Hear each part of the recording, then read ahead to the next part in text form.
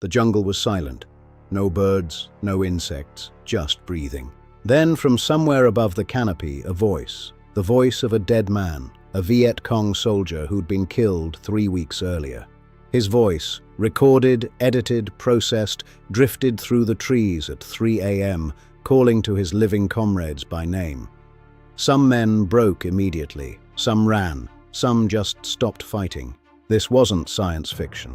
This was U.S. military policy in Vietnam, and it was only one of 8 psychological weapons America deployed in the jungles of Southeast Asia.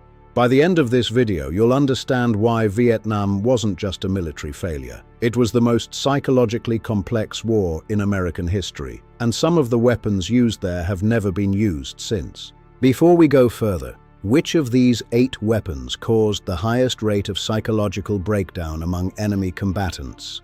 We'll reveal the complete fear index ranking in the final 90 seconds. The answer will surprise you.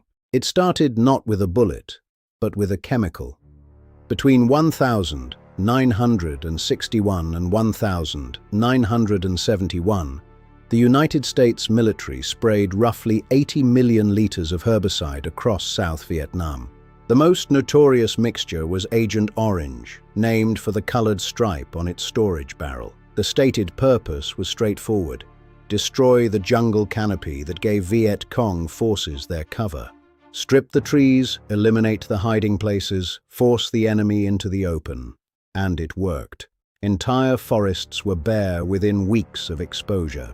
But the second-order effects didn't appear in any military briefing. Agent Orange contained dioxin, one of the most toxic compounds ever created.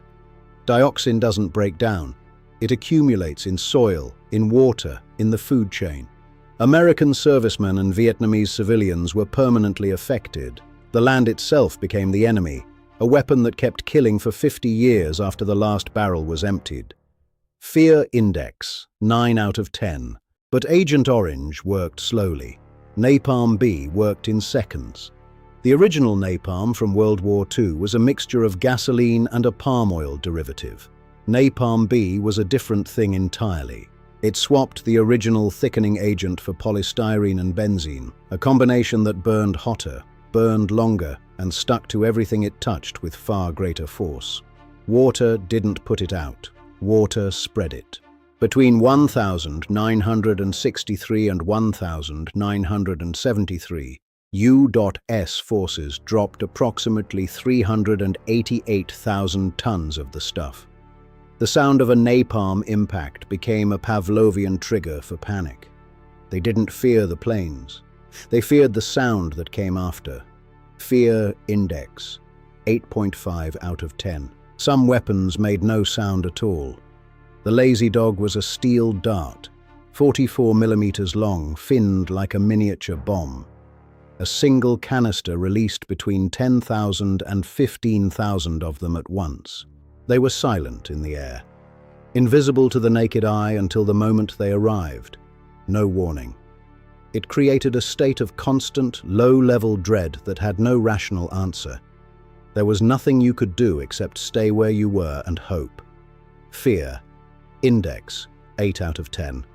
The COFRAM, controlled fragmentation munition, was officially classified as an artillery shell. A single 105 millimeters round spit out 18 sub-munitions, each of which then released 30 individual flechettes. One shell produced over 500 projectiles. The sound was like an enormous, angry insect. Interrogation reports showed an inability to form coherent thoughts for hours afterward, not from physical injury, from the sound alone. Fear. Index, 8 out of 10. In 1967, the United States launched one of the strangest covert programs in military history. Project Popeye was a systematic effort to turn rain into a weapon. U.S. forces stretched the monsoon season over the Ho Chi Minh Trail. When your enemy can make it rain whenever they want, the ceiling on what else they might be able to do disappears entirely. Fear Index, 7.5 out of 10. Operation Wandering Soul. In 1969, The U.S. Army produced a set of audio recordings unlike anything that had ever been used in war. It tapped into a very specific and very deep fear, the wandering soul. The recordings featured men playing the roles of dead soldiers, begging their comrades to surrender. These were blasted through loudspeakers at night. Entire units abandoned their positions without a shot being fired. One captured commander said his men refused to sleep for 3 consecutive nights after hearing them, a weapon that achieved higher rates of abandonment than artillery. Fear Index, 9.5 out of 10. The BLU-82 went by a nickname, the Daisy Cutter. It weighed 6,800 kilograms. It was rolled out the back cargo door of a C-130 and detonated roughly 1 meter above the ground. The blast flattened everything within 300 meters. But the anticipation was the weapon. Intelligence reports showed command breakdown within hours of receiving warning. The actual explosion was almost beside the point. Fear Index, 9 out of 10. The last entry has the smallest physical profile and the most unsettling backstory. MACV-SOG was a classified special operations unit.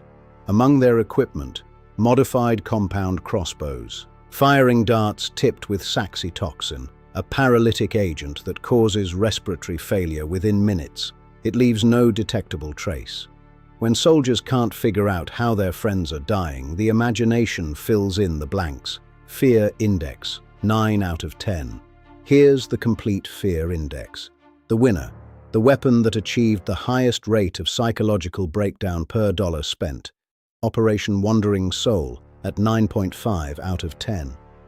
The most psychologically devastating weapon was a ghost story. Next episode, the other side of this war, the traps, the tunnels. Subscribe to The Year You Were Born to stay tuned.